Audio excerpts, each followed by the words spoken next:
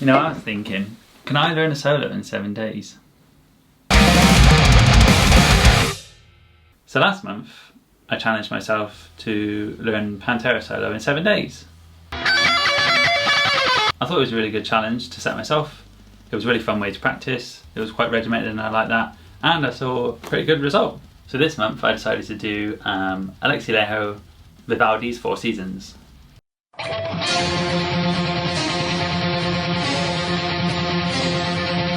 Ever since I was a teenager, I started listening to Children of Bodom, and YouTube was like in its infancy. I would always like scour the internet for guitar videos just to sit and watch them. And I came across this video that's playing, and I was like, oh, I wish I could play that. And in my naivete, I thought he'd somehow made his guitar sound like a violin, when actually he hasn't. It's just him playing over the backing track of the song. And I always tried to learn it, and I couldn't learn it. So I thought this will be a great one to try and do in my 7-day solos. So the rules are as follows. 7 days, half an hour a day, and you can only play it in your allotted practice time. So let's have a look at my first attempt at playing it.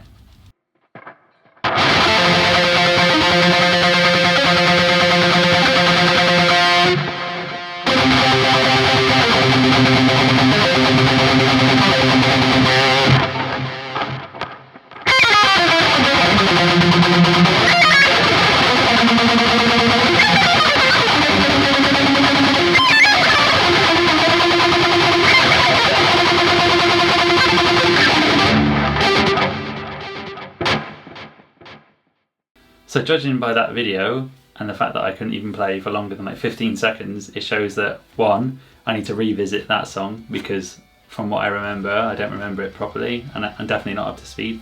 And two, it's quite fast. So I'm gonna have to break it down like I did with the other solo and play it over 7 days, half an hour a day. And I guess I'll see you in 7 days to see how I progressed. So this is me on day one, just kind of relearning the song. I haven't played it properly since I was like 18, 19. As you can see, I'm looking at the tab, still potentially playing it wrong, getting used to it, playing it at really slow speed, that kind of thing.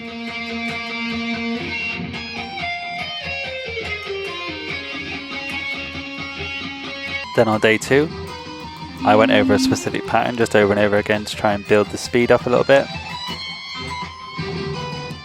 It was a bit of an interesting one for me because a lot of the positions are interesting and there's a lot of kind of wide stretches and that kind of thing as well.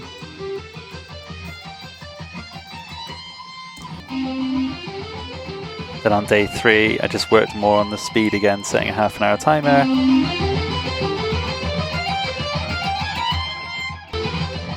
I would use Guitar Pro and I would use the metronome that I have as well, just to play over and over and over and over and over. Then on day four, I was trying to learn some more of the song, because initially I was just building up the speed. This position was really difficult for me. I know that's potentially where Alexi plays it in the video, but eventually after that day I transcribed it to be somewhere else because it was proving too difficult to be that far down the neck rather than just in the 11th fret position, for example. And on the 5th day, I was doing my practicing whilst on a live stream, and as you can see, I've just got a metronome running in the background and playing along to it whilst everyone was kind of watching me practice.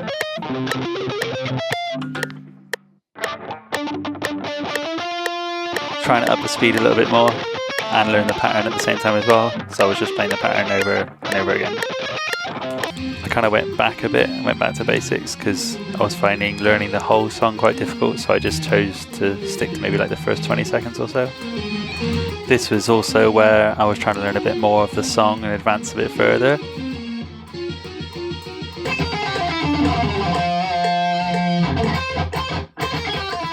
Then on the last day, I was working on the speed again of just the intro section. I feel like I advanced quite a bit, but on this day I did find it quite difficult and my brain was a bit of a fuzzy mess, to be fair.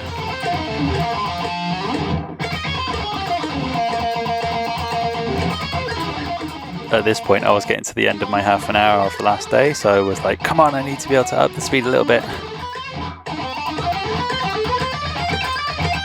So I was rather pleased at that last bit. That one was a bit difficult. I feel like I'm maybe a bit hungry and tired and my brain's a bit fuzzy because I found that really difficult, as you might have seen in the practice. I was going over a lot of things that I may have already got nailed in the week previously. I was pleased right at the end though. I did that cool little run, like literally as I felt my timer started going off on my watch. I was like, woo! So I finally got there, but I'm not 100% yet. It's not about nailing the solo 100%. It's about how far you get from day 1 to day 7. So we shall see if I'm all right on the night.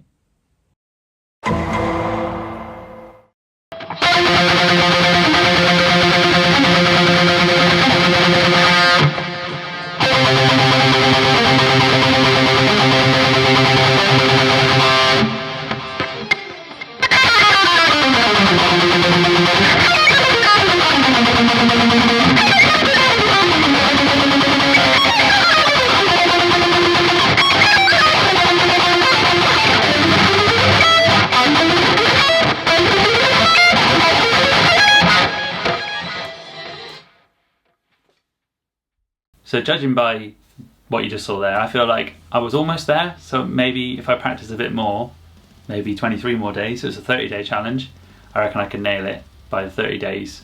But I definitely think it's changed massively since day 1. I mean, if you look at the video, you can see a big difference between 1 and 7. And that's kind of the point of the videos. It's not, can you nail 100% speed, tempo, all that kind of stuff in 7 days. It's how much can you progress in 7 days. And that's why I'm showing you all the footage of me practicing every day, because it's like the warts and all. It's showing my mistakes, and it's showing that nobody is perfect and no one's going to nail something like straight away. So that's why I'm doing this, both for me, both for you guys.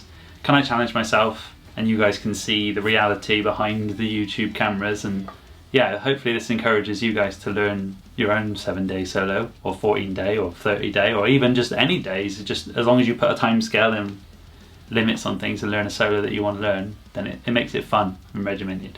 I love it. So yeah, for that reason, you guys should subscribe so you can see my progress. I post videos every Sunday anyway, and I do midweek videos and do live streams and that kind of thing. Like the video if you enjoyed it, because I'd love to do more stuff like this, and it helps if you guys enjoy it too. Comment down below if you're interested in doing your own 7-day solo challenge, and let me know what you would learn. And yeah, stick around for the next few videos, the next few weeks, and I'll see you in 23 days to see how I get on with this one. See you guys soon.